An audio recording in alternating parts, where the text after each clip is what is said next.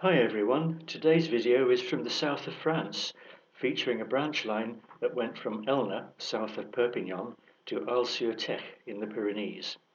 It was opened to Cere in 1889 and onwards to Arles in 1898.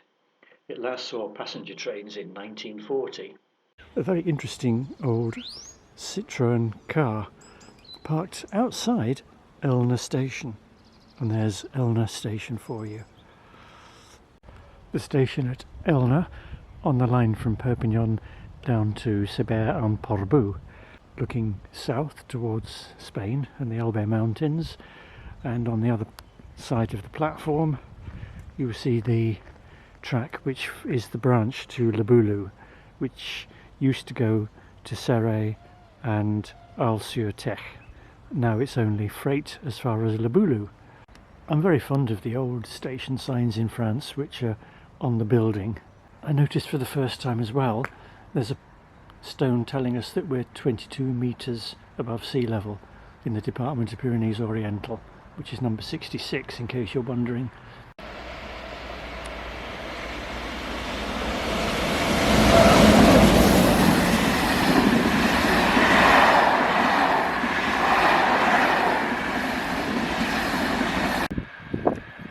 I think that's the stock to form tonight's overnight train to Paris. In France, flat crossings are still quite common, and you see that there is a kind of traffic light system. Let's have a close-up look at that. And it's quite clear. It says crossing forbidden when the signals are red. If it goes red, I'll show you.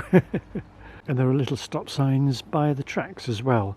There's a few signs there. They're getting nearly as bad as the British with all these warning signs, one of which tells you that you're not allowed to block the doors from closing on the train, which is fairly obvious really, but some people need the obvious telling them. First, let's take a quick look at the closed station at Palau-del-Vidre on the main line 5 kilometres south of Elne.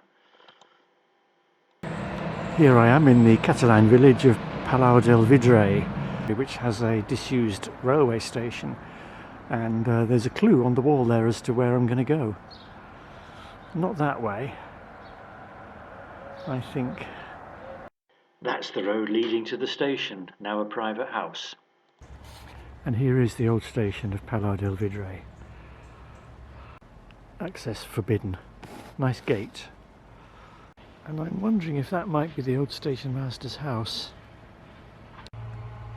And there's a view of the station from the other side of the track, looking across the rugby ground known as the Palau Broncos. Maybe that's the Crystal Palace at Palau-del-Vidre. Now let's continue exploring the line to Cere and Arles. Next stop, Brulia. And here's the old station at Brulia on the branch from Elne to Boulou. A little hut from the railway as well. The railway is still operational. You might be able to see just above the car the overhead live wires. And the little plaques on the wall tell me that it's recommended for backpackers, I suppose. And there's Brulia, a level crossing, and the old crossing keeper's house. If a freight train comes, that would really make my day, but we're seldom that lucky. In the background you can see the Elbe Mountains. Let's zoom in on the Albers. Looks like a private residence, but all the shutters are shut, possibly a holiday home. And looking towards Brulia station. I'll run for it if the gates start to go down. And that's looking towards Cere. I think this is crossing number 7 on this line. I believe that's what that means. Indeed, I've just noticed that the crossing keeper's house is also number 7. There we are, voila.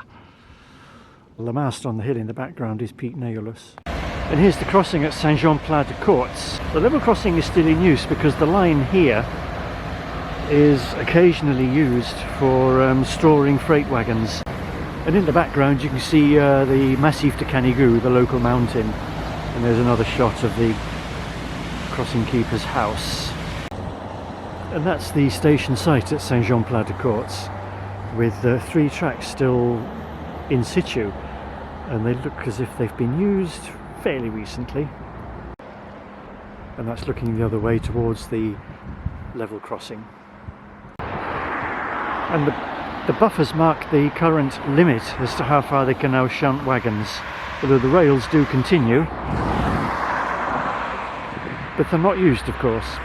The end of the line now, with the canigoo in the background and a dog barking at me. And that's the viaduct at Cere, which took the railway over the river. It's a beautiful structure, made even more so by the canigoo behind it. And there's Cere over there. And this is the old station at Cere, which now unfortunately seems to be used as a food bank. So I'm going to be a bit discreet with filming so I don't offend people. There's always a 2CV wherever you go. And there's a quick shot of the station again. And this is a view of the side of the station that faced the tracks, which were there. And there's the 2CV again. And if I scan round, you can see the canigoo again. Massif de Canigou. After Cere, the line crosses the River Tech at Rennes before going into Amélie-les-Bains. A big flood in 1940 washed away all trace of Amélie station, precipitating closure of the entire line to passenger trains. And although the station in Amelie was swept away years ago, a railway bridge is now in use as a single track road bridge controlled by traffic lights, where you have to go up to the white line to declench the light. And it crosses the River Tech. That's the River Tech down there. Well, there's a bicycle coming over. There's a separate button for cyclists to push so they get longer to cross the bridge.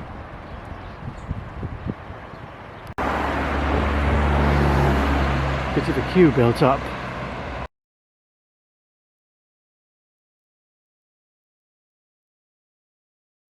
This is an information plaque that tells me this was a funicular railway station for the mines for Cere, and we're about 1200 metres above sea level, above the village of Amélie-les-Bains, and the funicular railway was built in order to facilitate the removal of minerals. And to give an idea of where we are in the mountains, I can just scan round and show you the Massif de Canigou, the Peak de Canigou in the distance, which I'm not going to climb today. And the plaque tells me that in 1917 there was an avalanche which killed 12 people, of whom 3 were children.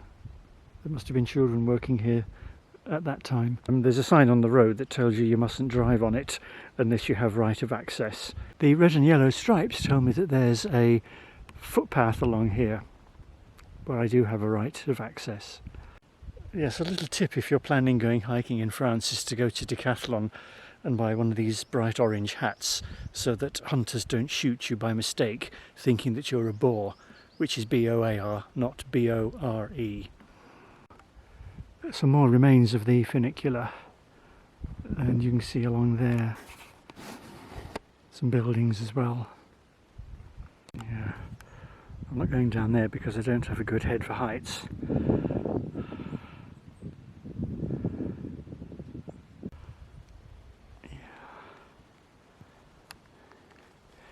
And in the distance now you can see the Mediterranean Sea, and over there, more or less in the centre, is Perpignan.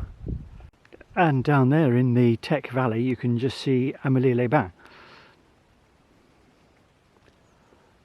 And there's Cere and the main road to Spain going across the Col de Pertus. And close to Amelie is the village of Palau-del-Vidre, which the Glasgow architect Charles Rennie Mackintosh painted when he was living locally at Port-Vendres. Finally we arrive at Arles-sur-Tech, the original end of the line, which was closed in 1940 when the line was washed away at Amelie. It is still used by the bus company, and you'll see from the sign on the wall that Walk 10 starts from here, and Randonnée 10. And there's a sculpture at the front of the station commemorating the ironworks that used to be here. And at Arles, we're not far from the mountains, which you can see here. Thank you for watching. Please like and subscribe. And if you wish, you can buy me a coffee on the Ko-fi link, which is shown at the end of the video. Thank you very much.